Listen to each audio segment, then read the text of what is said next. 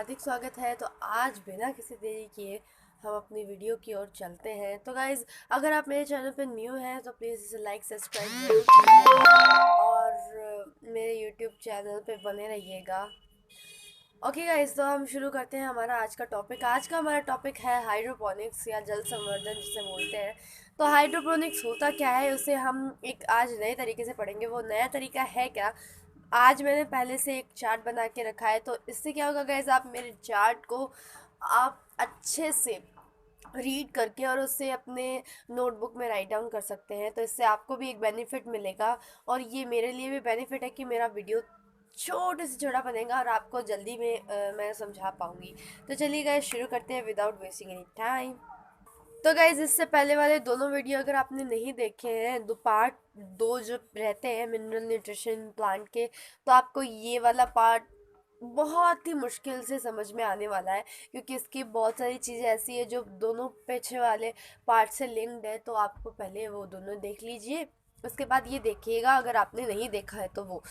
और चलते हैं हम हमारे हाइड्रोपोनिक्स जल संवर्धन के इस टॉपिक की ओर। हाइड्रोपोनिक्स होता क्या है, इसका मतलब क्या है, पहले तो ये जान लेते हैं। हाइड्रोपोनिक्स एक ग्रीक भाषा का शब्द है।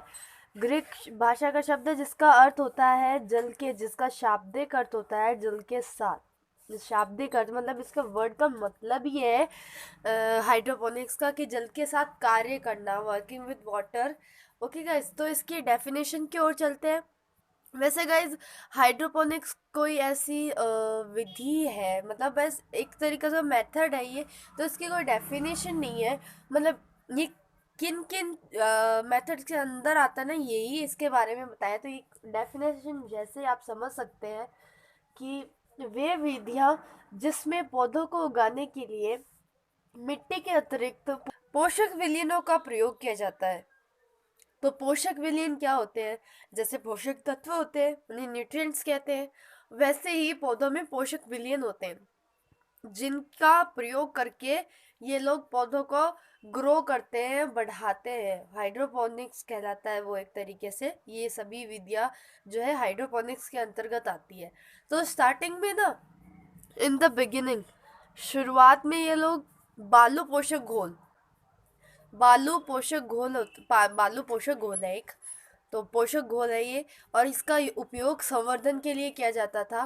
जल संवर्धन नहीं, पौधों के संवर्धन के लिए किया जाता था, पौधों को ग्रो करने के लिए किया जाता था। हाइड्रोपोनिक्स एक तरीके से पोषक बालू पोषक घोल के रूप में यूज होती थी। पर अब इसका यूज, अब मतलब आजकल ये लोग क्या करते हैं, वर्मिकुलाइट माध्यम का यूज करते हैं। बालू पोषक घोल का यूज़ नहीं करते हैं, वर्मिकुलाइट माध्यम का यूज़ करते हैं। तो ये वर्मिकुलाइट माध्यम है क्या, तो वर्मिकुलाइट का मतलब मैं बता दूं, वर्मिकुलाइट एक खनिज पदार्थ है। खनिज पदार्थ है इसका ऑब्वियसली मतलब है ये पृथ्वी में से ही निकलता है। तो पृथ्वी, या देखिए मैं शॉर्ट फॉर्म्स में यूज़ की हूँ, तो आप लोग धीरे धीरे समझ जाएंगे। मैं शॉर्ट फॉर्म का यूज़ करती रहती हूँ बीच बीच में। तो ये देखिएगा, ई का मतलब यहाँ पे अर्थ हो गया। तो ये अर्थ में प्राकृतिक अवस्था में नेचुरल स्टेट में पाया जाता है। फिर इस वर्मिकुलाइट को पौधों को ग्रो करने के लिए किस तरीके से यूज़ किया जाता है, ये भी जानना ज़रूरी है। तो चलिए जानते हैं। ये ताप ताप वाली भट्टियाँ होती है, गरम गरम जो भट्टियाँ होती है ना, उसमें 2000 डिग्री फ़ारेनहाइट ताप पर, 2000 डिग्री ताप पर, फ़ारेनहाइट ताप पर जो प्रोडक्ट बनता है इस वर्मिकुलाइट से, वो पौधों के संवर्धन के लिए यूज़ में किया जाता है। ये छोटा सा टॉपिक है। और देखिए गाइस, मैंने आपको यहाँ तक बता दिया है कि ये पौधों के संवर्धन के लिए जो है वर्मिकुलाइट यूज़ किया जाता है। इसके लिए स्पेशल भट्टी होती है जिनमें 2000 डिग्री फ़ारेनहाइट ताप पर उत्पाद प्राप्त किया जाता है। जो प्रोडक्ट बनता है उसे पौधों के संवर्धन के लिए यूज़ करते हैं। अब इन वर्मिकुलाइट के ऐसे क्या गुण है जिसकी वजह से इस बालू पोषक घोल को छोड़ दिया गया है और इसकी जगह वर्मिकुलाइट माध्यम को यूज में लेते हैं। तो इसके गुण है कि एक भार में सबसे हल्का होता है। ओके, ये रासायनिकता अक्रिय मतलब केमिकली इनर्ट रहता है, मतलब पदार्थ रासायनिक क्रिया ये नहीं करता है कोई, तो इसलिए अक्रिय है। उस तरीके से रासायनिकता ये अक्रिय पदार्थ है।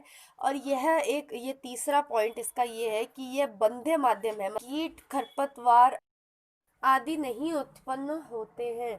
और इसके अलावा इसका फोर्थ पॉइंट, या फिर आपको ये कहूँ कि फोर्थ गुण क्या है इसका, कि ये मिट्टी की अपेक्षा इसकी जल अवशोषण क्षमता अधिक होती है। मतलब मिट्टी की जल अवशोषण जितनी क्षमता होती है ना, उससे ज़्यादा वर्मीकोलाइट की जल अवशोषण की क्षमता होती है। इसके बाद फिफ्थ पॉइंट इसका ये है कि इसकी बनावट ढीली है, अर्थात ये मूल तंत्र के विकास में बाधक नहीं होती। ढीली सी है तो किसी के आड़े नहीं आती है, और जो जैसा चाहे वैसा मूल तंत्र, मतलब इसका मूल तंत्र जिससे है बन सकता है। ठीक है। और दूसरा ये है कि इसका विघटन नहीं होता है, तो ये निरंतर एक के बाद एक फसल उगाने के लिए उपयुक्त है। मतलब जल्दी से इसका विघटन होता ही नहीं है इसका, तो ये एक के बाद एक फसल उगाने के लिए भी उपयुक्त रहती है। तो इस पूरी की पूरी क्रिया को ना वर्मिक्लोपोनिक्स कहते हैं, वर्मिकुलोपोनिक्स कहते हैं। तो गैस आज के लिए बस इतना ही, ये हमारा पूरा हो गया है सारा का सारा हाइड्रोपोनिक्स। तो आज का ये मिनरल न्यूट्रिशन इन प्लांट का आज ये टॉपिक ख़त्म होते हैं।